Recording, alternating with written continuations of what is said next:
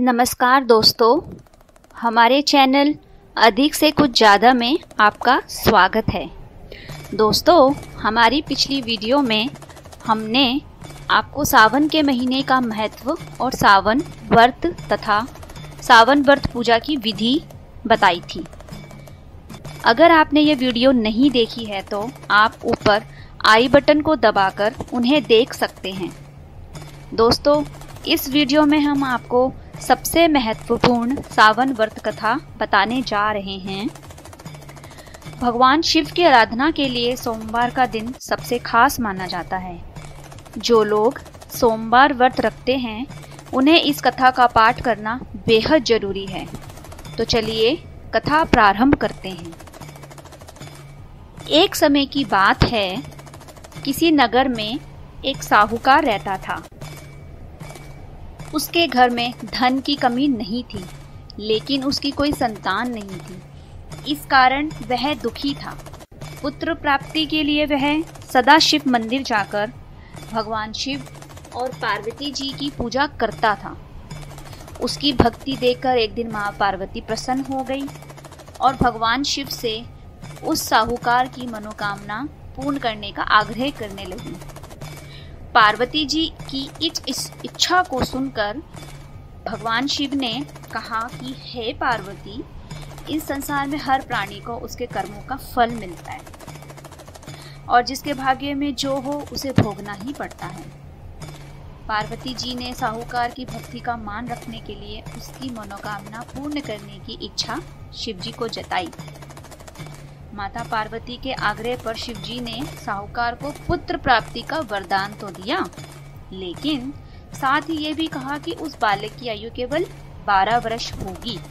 माता पार्वती और भगवान शिव की बातचीत को सुनकर साहूकार ना तो इस बात से खुशी थी ना दुख था कि क्या करूं क्या नहीं करूं, पर भगवान शिव की भक्ति जो है वो उसी तरह ही करते रहा जैसे वो पहले करता था।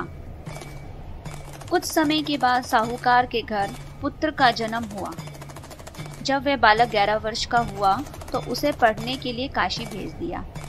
साहूकार ने पुत्र के मामा को बुलाकर उसे बहुत सारा धन दिया और कहा कि तुम इस बालक को काशी विद्या प्राप्ति के लिए ले जाओ और मार्ग में यज्ञ करना। जहाँ भी यज्ञ कराओ वहाँ ब्राह्मणों को भोजन कराते और दक्षिणा देते हुए जाना। दोनों मामा भांजे इसी तरह यज्ञ करते और ब्राह्मणों को दान दक्षिणा देते काशी की ओर चल पड़ते। रात में एक नगर पड़ा जहाँ राजा की कन्या का विवाह था। जिस राजकुमारी ने उसका विवाह होने वाला था वह एक आंख से काना था। राजकुमार के पिता ने अपने पुत्र के काना होने की बात छुपाने के लिए एक चाल सोची। साहूकार के पुत्र को देखकर उसके मन में एक विचार आया। उसने सोचा, क्यों ना इस लड़के को दूल्हा बनाकर राजकुमारी से विवाह करा दूं। विवाह के बाद इसको धन देकर विदा कर दूंगा और राजकुमारी को अपने नगर में ले आऊंगा। तो लड़के को दूल्हे का वस्त्र पहनाकर राजकुमारी से विवाह करा दिया गया। लेकिन साहूकार का पुत्र ईमानदार था, उसे ये बात न्याय संगत नहीं लगी। उसने अवसर पाकर राजकुमारी की चुन्नी के पल्ले पर लिख दिया कि तुम्हारा विवाह तो मेरे साथ हुआ है, लेकिन जिस राजकुमार के साथ तुम्हें भेजा जाएगा वह एक आंख से काना है। मैं तो काशी पढ़ने जा रहा हूँ। जब राजकुमारी ने चुन्नी पर लिखी बातें पढ़ी तो अपने माता पिता को यह बात बताई। राजा ने अपनी पुत्री को विदा नहीं किया, जिससे बारात वापस चली गई। दूसरी ओर साहूकार का लड़का और उसका मामा काशी पहुंचे। वहां जाकर उन्होंने यज्ञ किया। जिस दिन लड़के की आयु 12 साल की हुई उसी दिन यज्ञ रखा गया। लड़के ने अपने मामा से कहा कि मेरी तबीयत कुछ ठीक नहीं लग रही। मामा ने कहा कि तुम अंदर जाकर सो जाओ। शिवजी के वरदान अनुसार कुछ ही देर में उस बालक के प्राण निकल गए। मृत भांजे को देखकर उसके मामा ने विलाप शुरू किया। संयोगवश उसी समय शिव जी और पार्वती जी उधर जा रहे थे। पार्वती जी ने भगवान से कहा, स्वामी, मुझे इसके रोने का स्वर सहन नहीं हो रहा। आप इस व्यक्ति के कष्ट को अवश्य दूर करें। शिव जी मित्र बालक के समीप गए तो बोले, यह उसी साहूकार का पुत्र है जिसने मैंने 12 वर्ष की आयु दी थी। अब इसकी आयु पूरी हो गई है। लेकिन मातृभाव से विभोर माता पार्वती ने कहा, हे महादेव, आप इस बालक को और आयु देने की कृपा करें, अन्यथा इसके वियोग में इसके माता पिता भी तड़प तड़प के मर जाएंगे। माता पार्वती के आग्रह पर भगवान शिव ने उस लड़के को जीवित होने का वरदान दिया। शिव जी की कृपा से वह लड़का जीवित हो गया।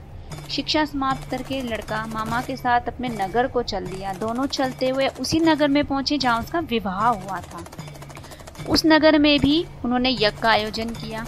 उस लड़के के ससुर ने उसे पहचान लिया और महल में ले जाकर उसकी खातिरदारी की और अपनी पुत्री को विदा किया। इधर साहूकार और उसकी पत्नी भूखे प्यासे रहकर बेटे की प्रतीक्षा कर रहे थे। उन्होंने प्रण कर रखा था कि यदि उन्हें अपने बेटे की मृत्यु का समाचार मिला तो वे प्राण त्याग देंगे, परंतु अपने बेटे की जीवित होने का समाचार पाकर वे बेहद प्रसन्न हुए। उसी रात भगवान शिव ने व्यापारी के स्वप्न में आकर कहा, हे श्रेष्ठी, मैं तेरे सोमवार व्रत के करने और व्रत कथा सुनने से प्रसन्न होकर तेरे पुत्र को लंबी आयु प्रदान की है। इसी प्रकार कोई सोमवार व्रत करता है और कथा सुनता और पढ़ता है, उसके सभी दुख दूर होते हैं और समस्त मनोकामनाएं पूर्ण होती है। यह थी सावन सोमवार की व्रत कथा।